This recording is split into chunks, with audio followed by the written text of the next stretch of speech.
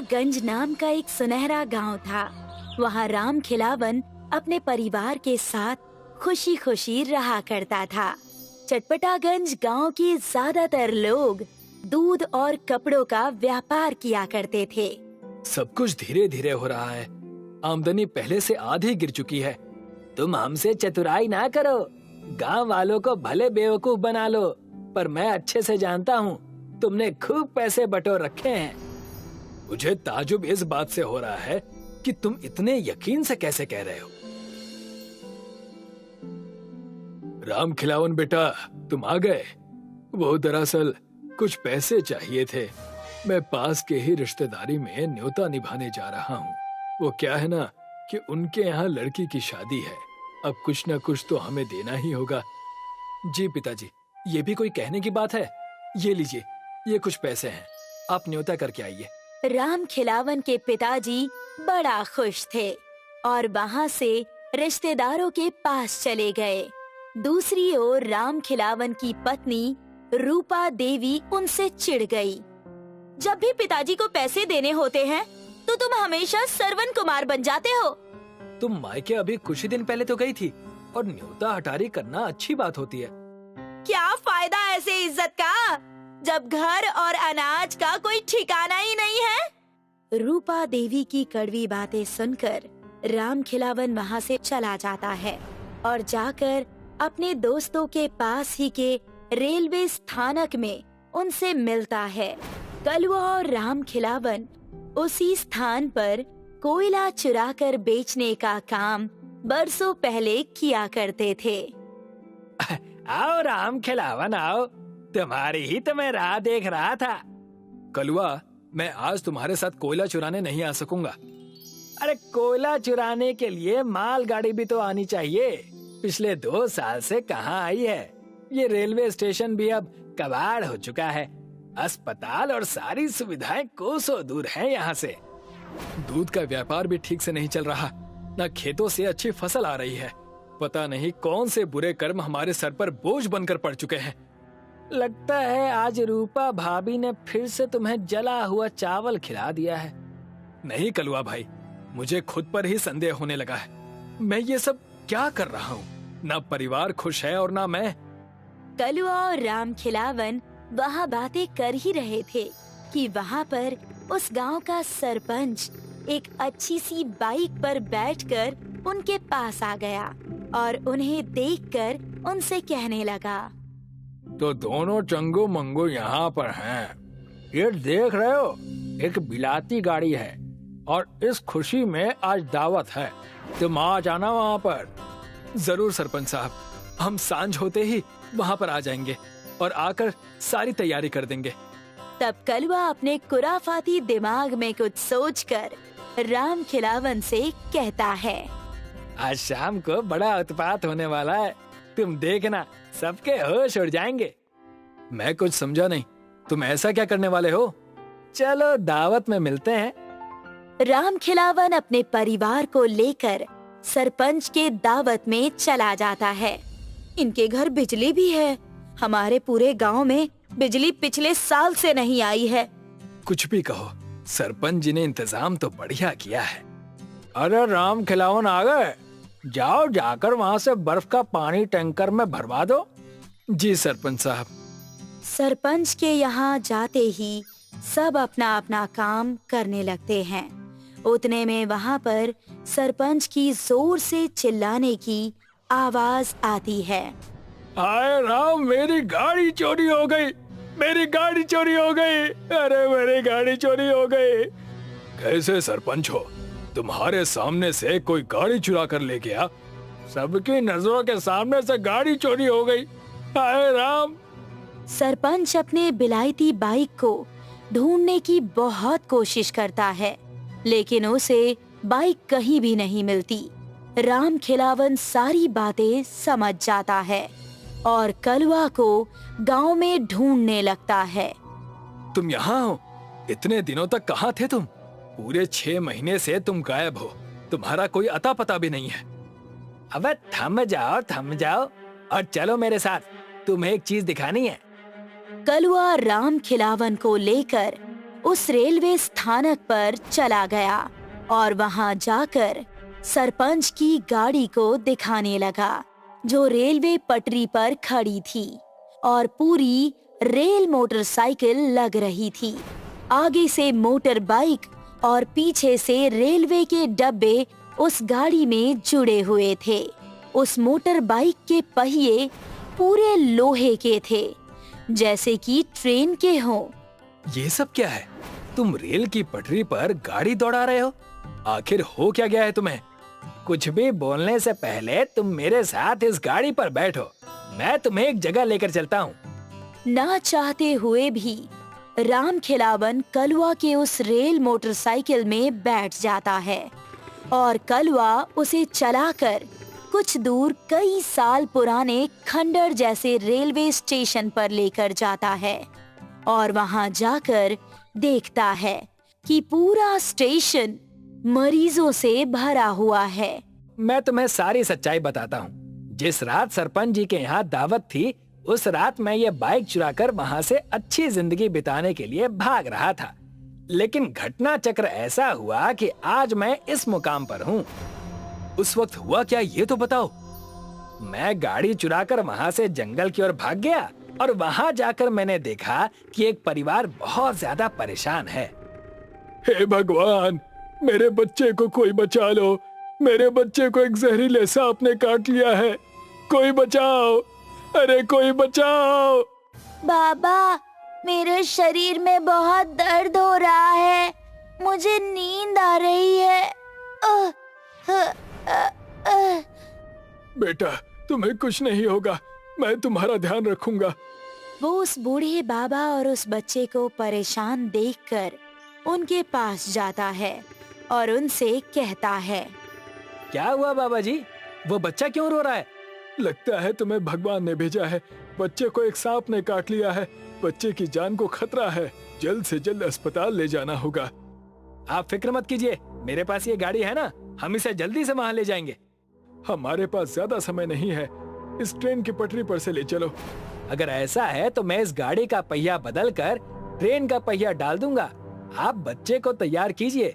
कलवा उस रेलवे स्थानक पर जाता है और एक बंद पड़े मालगाड़ी से ट्रेन के पहिए निकालकर उस सरपंच के मोटरसाइकिल में लगा देता है और पीछे ट्रेन का टूटा हुआ डब्बा जोड़ देता है। कलवा उस बच्चे को अपने बनाए हुए रेल मोटरसाइकिल में बिठाकर पटरी के रास्ते से होते हुए ही वैद्य जी के पास पहुंचता है। बाबा, मुझे बहुत दर्द हो रहा है। नहीं बेटा, तुम्हें कुछ नहीं होगा। कलवा उस बच्चे को वैद्य जी के पास सही समय पर पहुंचा देता है और वैद्य जी उसका इलाज करते हैं, जिससे कि वो बच्चा एकदम तंदुरुस्त हो जाता है। धन्यवाद बेटा, तुम भगवान के भेजे हुए चिराग हो। इस जंगल में ऐसे ही कई सारे परिवार हैं जो हर साल किसी न किसी बीमारी का शिकार हो जाते हैं। तुम ही हो जो उन्हें इन सब चीजों से बचा सकते हो। और फिर क्या, तब से लेकर अब तक मैं बस यही काम कर रहा हूँ। हर जरूरतमंद को मैं इस गाड़ी की मदद से उन्हें वैद्य जी के पास ले जाया करता हूँ। इस चीज की हमारे पिछड़े हुए गांव को बहुत जरूरत है। मुझे तुम पर गर्व हो रहा है कलुआ। तुम बड़ा ही नेकी का काम कर रहे हो। कलुआ और राम खिलावन बात कर ही रहे थे कि उनके पास वैद्य जी घबराते हुए आए और कहने लगे, कलुआ बेटा, तुम्हारे गांव के सरपंच के पिताजी की तबीयत बहुत खराब है। उन्हें हमारे स्टेशन के अस्पताल में लाना ही होगा, वरना उनकी जान को खतरा है। राम खिलावन कलुआ के साथ उस रेल मोटरसाइकिल में बैठकर दोबारा गांव जाता है और सरपंच जी के पिताजी को जख्मी हालत में वैद्य जी के पास चिकित्सालय में लेकर आता है। तुम्हारी इतनी हिम्मत, तुमने मेरी गाड़ी चुराई। अरे देखो, मैं ये काम लोगों की भलाई के लिए कर रहा हूँ। ट्रेन की पटरी पर अब ट्रेन का आना बंद हो गया है, इसी वजह से मैं लोगों का ख्याल रखता हूँ। सरपंच जी कुछ कहते उससे पहले सरपंच जी के पिता ने सरपंच जी से कहा, तुम पागल हो, ये दोनों नेकी का काम कर रहे हैं। अगर ये गाड़ी ना होती तो आज मेरे प्राण संकट में होते। इनके नेकी के काम को हमें सराहना चाहिए। धन्यवाद काका, ये तो मेरा फर्ज था। रामखिलावन का परिवार अब बहुत खुश हो गया और सभी एकजुट होकर अच्छे से अपनी जिंदगी बिताने लगे। एक कस्बे में मदन अपनी पत्नी के साथ रहता था। मदन का दूसरा विवाह निमिता के साथ हुआ था। मदन के 2 बेटे थे, सिब्बू और वीरू। लेकिन निमिता अपने बेटे सिब्बू को ही प्यार करती थी। वीरू पढ़ाई के साथ साथ खेती में पिता का हाथ बटाता था। सिब्बू आराम से बैठकर दूध पी रहा था और वीरू पढ़ाई कर रहा था। तभी वहाँ निमिता आई। अब शाम हो गई है, अब तो खेत पर चल जा, या हमेशा ये किताब ही पढ़ता रहेगा। माँ, पढ़ना भी जरूरी है। ये किताब खाने को ना देंगी। माँ, सिब्बू को तो कोई काम नहीं है, इसको खेत पर भेज दो।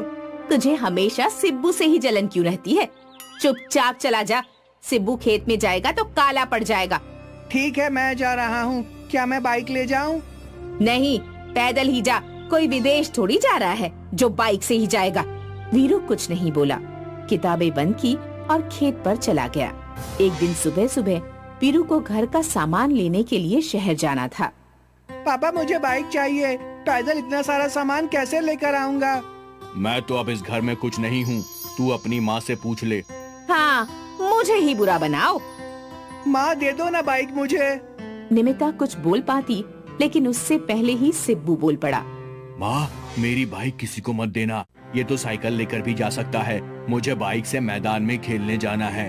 मैदान तो गांव में ही है, तू तो ऐसे भी जा सकता है, लेकिन मैं इतना सारा सामान कैसे लेकर आऊँगा? तू हर समय मेरे बेटे को देखकर चिढ़ा मत कर। जा, कैसे भी जा, बाइक नहीं मिलेगी। वीरू को बाइक नहीं मिली और आज भी उसे साइकिल से ही घर का सामान लेने शहर जाना पड़ा। सिब्बू माँ के लाड प्यार के कारण बहुत बिगड़ गया था, इसलिए वह घर में और खेत में कोई काम नहीं करता था और वह स्कूल भी नहीं जाता था, जबकि वीरू कॉलेज में पढ़ने जाता था। वीरू को आज कॉलेज के लिए देर हो रही थी। अब घर में बाइक मांगूंगा तो कोई नहीं देगा। कॉलेज यहाँ से 25 किलोमीटर दूर है। अब मुझे साइकिल से ही जाना होगा। छुट्टी कर लेता हूँ, लेकिन कॉलेज जाना भी आज बहुत जरूरी है। वीरू ने साइकिल बहुत तेज चलाना शुरू कर दिया, लेकिन कॉलेज पहुँचने से पहले ही उसकी साइकिल का टायर पंक्चर हो गया। ओह, इस साइकिल को भी अभी पंचर होना था। चलो, साइकिल को पैदल ही लेकर चलता हूँ, आते में कोई इंतजाम कर लूँगा। वीरू साइकिल को पैदल लेकर जाने लगा और कुछ देर में वह कॉलेज भी पहुँच गया, लेकिन वो बहुत लेट हो गया था और धूप बहुत तेज थी। कुछ लड़के बाहर ही खड़े थे। यार, इन गरीब लोगों को कॉलेज में एडमिशन कौन देता है? ना जाने क्यों ही बुलाते हैं ऐसे लोगों को यहाँ पर। ना इनको कपड़े पहनने का सलीका है और ना इनके पास पैसे हैं। गरीब साइकिल से ही चले आते हैं। बिल्कुल सही बोला तू। इन जैसे लड़कों की वजह से ही कॉलेज की रेपुटेशन भी खराब हो रही है। हाँ, चल चलते हैं, हमें क्या, हमें तो प्लेसमेंट लेनी है। कल ये लड़के हमारे लिए चाय सर्व करेंगे। लड़के ये बात कहकर चले गए, लेकिन वीरू के मन पर इन बातों का बहुत असर पड़ा। वीरू की आंख से आंसू आ गए। वीरू कॉलेज से घर आ रहा था।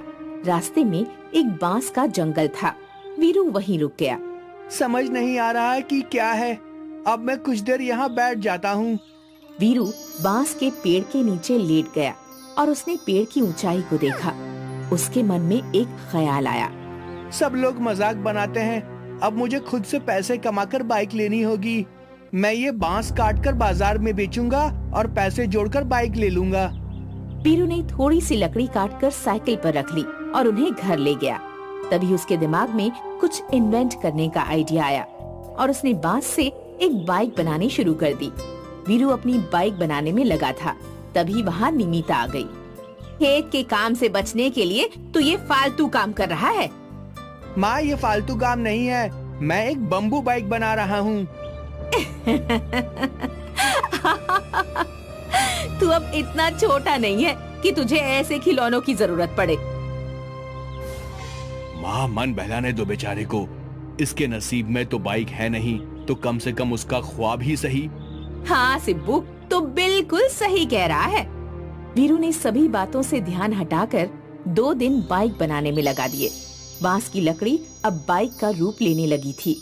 यह देखकर सिब्बू की चिंता बढ़ने लगी। अगर इसने बाइक बना दी तो मेरी इज्जत कम हो जाएगी, इसलिए मुझे अब कुछ ना कुछ तो करना होगा। सिब्बू ने बाइक को नष्ट कर दिया। यह देखकर वीरू को बहुत दुख हुआ, लेकिन उसने हिम्मत नहीं हारी और वह जंगल में जाकर ही बाइक बनाने लगा, जिसमें वह कामयाब भी हो गया। कॉलेज में प्लेसमेंट का दिन था। वीरू सुबह सुबह तैयार हो गया। बेटा, जो भी पूछे तू अच्छे से बताना और नौकरी ले लेना, तेरी मेहनत कामयाब होगी। जी पापा जी। आज साइकिल रहने दे, बाइक ले जा। लेट हो गया तो नौकरी ना मिलेगी। नहीं, मैं पैदल जाऊंगा। वीरू वहाँ से पैदल चल दिया और जंगल में उसकी बाइक खड़ी थी, जो दिखने में बहुत ही सुंदर थी। वीरू अपनी बाइक पर बैठा, उसे स्टार्ट किया और कॉलेज पहुँच गया। सभी लोग बम्बू बाइक देखकर हैरान हो गए। वाओ, ये क्या है? ये कितनी मस्त और यूनिक बाइक है। यार, इसने कहीं से चुराई होगी। इन गरीब लोगों के बस का ये सब नहीं होता। और वीरू ने समझा होगा कि अगर ये ऐसी बाइक के साथ कॉलेज जाएगा तो इसका प्लेसमेंट हो जाएगा। हाँ, अच्छा सोचा, लेकिन ये जानता नहीं कि स्पोर्ट्स बाइक के जमाने में ये सब नहीं चलता है। सब लोग आगे बढ़ रहे हैं और ये वापस आदि मानव बनने जा रहा है। लड़कों ने वीरू का खूब मजाक बनाया, लेकिन तभी एक प्रोफेसर की नजर बाइक पर पड़ी। उसने वीरू के काम को सराहा। कुछ ही घंटों में इंटरव्यू खत्म हो गए। सभी स्टूडेंट्स को एक हॉल में इकट्ठा किया गया। ए, तू यहाँ क्यों खड़ा है? तेरा सिलेक्शन नहीं हुआ होगा। जा, अपने घर वापस जा। वीरू कुछ बोल पाता, लेकिन उससे पहले ही प्रोफेसर माइक में बोल पड़े। आज यहाँ कुछ अनूठा हुआ है, जिसने हमारे कॉलेज का नाम बढ़ाया है और साथ ही प्रकृति को भी इज्जत दी है। इससे फ्यूचर में आने वाले प्रदूषण से बचाव होगा। और ये बाइक जो पानी से चलती है, तो इससे पेट्रोल की महंगाई की मार आम आदमी पर नहीं पड़ेगी। सभी ने ताली बजा दी। और हमारे कॉलेज के नाम को ऊंचा करने वाले स्टूडेंट का नाम है वीरू, जिसे एक कंपनी ने बहुत अच्छे पैकेज पर अपनी कंपनी में बम्बू बाइक बनाने के लिए नियुक्त किया है। सभी लोगों ने वीरू के लिए तालियां बजाई। वीरू को पुरस्कार मिला। वो बम्बू बाइक से घर आया और सारी बात बताई। यह सुनकर पिता मदन को बहुत खुशी हुई। माँ और भाई को पछतावा हुआ। आसपास के गांव में वीरू के ही चर्चे होने लगे। सभी लोग बम्बू बाइक देखने आने लगे।